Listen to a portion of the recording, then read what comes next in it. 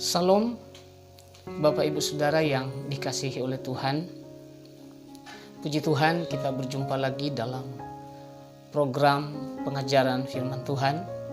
Saya percaya Bapak Ibu Saudara semuanya keadaannya baik, sehat, dan diberkati oleh Tuhan Yesus.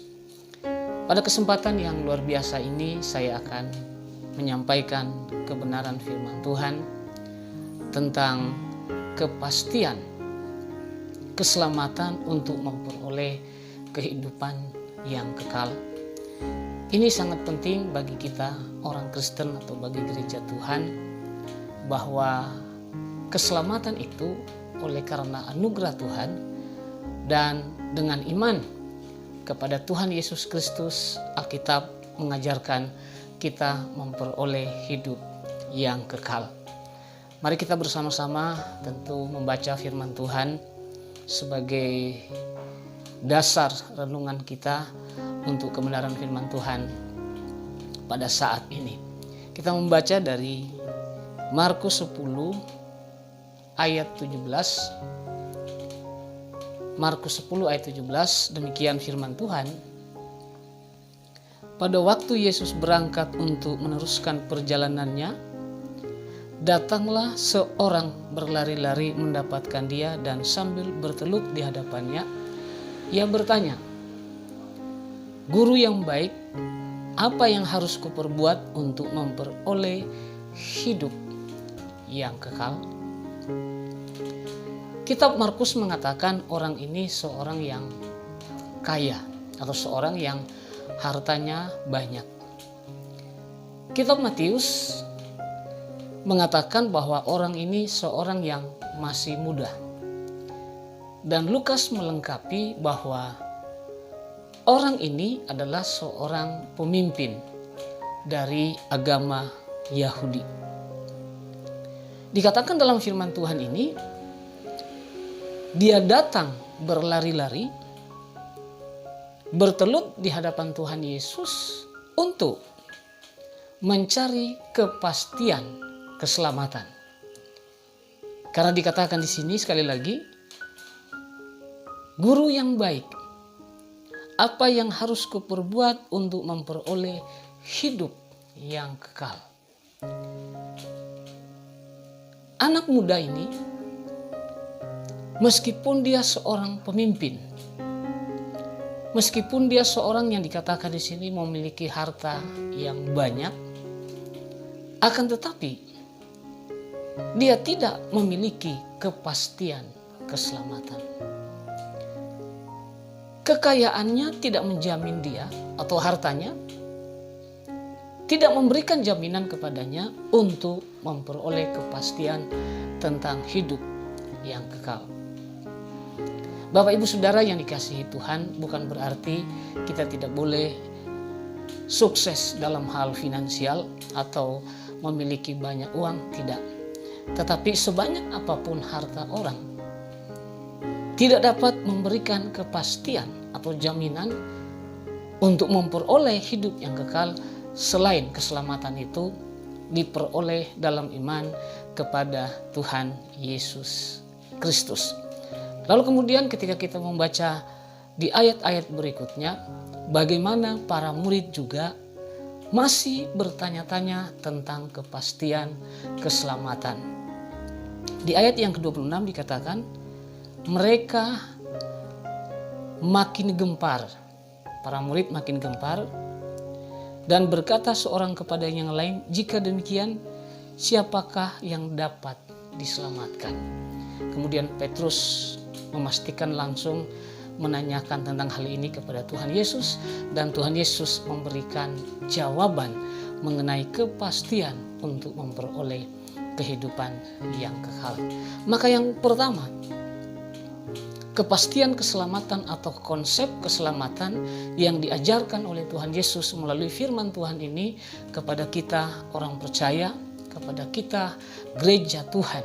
Yang pertama adalah keselamatan itu bukan merupakan hasil usaha manusia.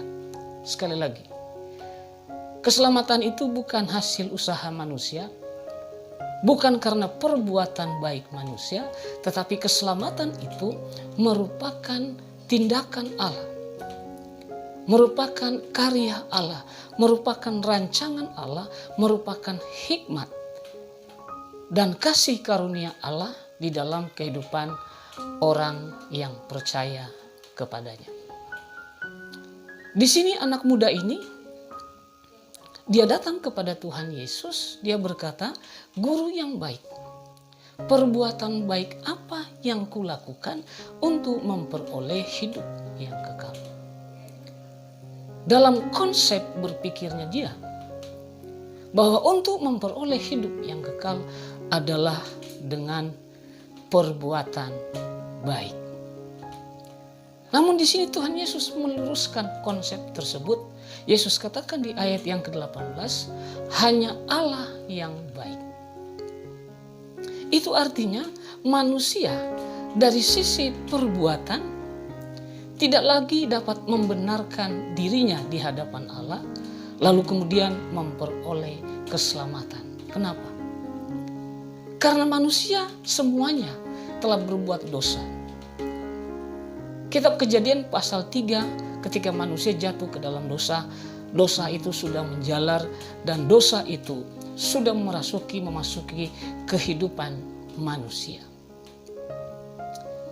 Dan Alkitab dalam Roma 3:23 berkata, semua orang telah berbuat dosa dan telah kehilangan kemuliaan Allah.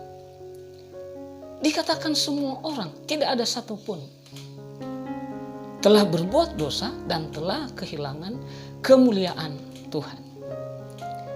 Dan kitab Roma pasal 6 ayat 23, di sana dikatakan upah dosa adalah maut.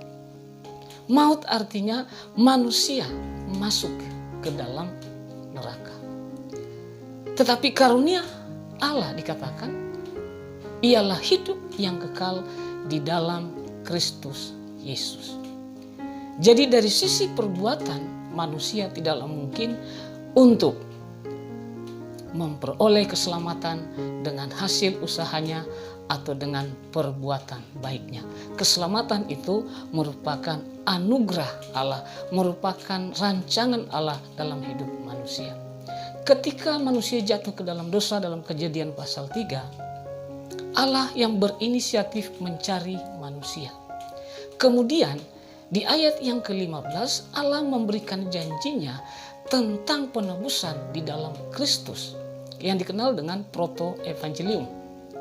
Kejadian 3 ayat 15 itu merupakan benih awal dari rancangan Allah mengenai penebusan manusia atas dosa.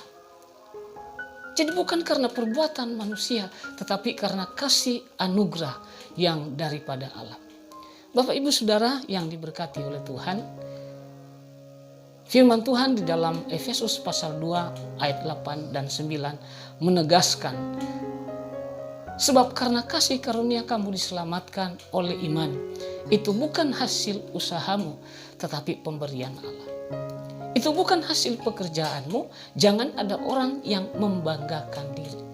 Paulus berkata kepada jemaat Efesus bahwa keselamatan itu karena kasih karunia Allah melalui iman kita kepada Kristus. Jadi bukan hasil usaha manusia, bukan karena pekerjaan manusia, tetapi itu merupakan rancangan Allah. Merupakan kasih karunia daripada Allah. Jadi jangan ada orang yang menyombongkan diri dan berkata bahwa dia memperoleh keselamatan karena usaha perbuatan baiknya, melainkan karena kasih kemurahan Tuhan. Menurut pendeta Dr. Chris Marantika almarhum, dalam bukunya tentang doktrin keselamatan dan kehidupan rohani, ia berkata, kasih karunia itu dalam perjanjian lama berasal dari kata ken dalam bahasa aslinya, yang artinya bagaimana Allah yang kudus, Allah yang superior itu, Allah yang maha kuasa, dia membungkuk, merendahkan diri dalam hal memperhatikan, mengasihi manusia yang telah jatuh ke dalam dosa. Jadi Bapak Ibu Saudara, keselamatan itu merupakan anugerah Allah. Keselamatan itu sekali lagi berulang-ulang saya tekankan di sini merupakan kasih karunia daripada Allah. Jadi bukan hasil usaha manusia, bukan karena perbuatan baik manusia. Demikian juga dikatakan oleh Dr. George W. Peters dalam bukunya tentang teologia pekabaran Injil. Dia katakan dalam hal keselamatan, manusia bergantung sepenuhnya kepada Allah. Sama seperti pada waktu diciptakan, dia bergantung kepada Allah. Demikian juga dalam hal keselamatan, manusia bergantung kepada Allah dan bukan kepada usaha manusia, hikmat manusia, pekerjaan manusia, atau kemampuan manusia. Tetapi semata-mata oleh karena anugerah kasih daripada Allah. Bapak Ibu Saudara yang diberkati oleh Tuhan, pada bagian pertama tentang konsep keselamatan ini tentu kita memahami bahwa pengajaran Tuhan Yesus menekankan karena kasih karunia, karena perbuatan baik Allah lah yang dapat menyelamatkan kehidupan setiap orang. Poin yang kedua dan ketiga akan kita lanjutkan di dalam program atau dalam video pengajaran ini selanjutnya, dan saya percaya kita terus diberkati dan iman kita terus dikuatkan sehingga kita memiliki konsep kepastian keselamatan, bahwa keselamatan itu merupakan perbuatan Allah dan dengan iman kita memperoleh keselamatan hidup yang kekal. Tuhan memberkati kita semua. Amin.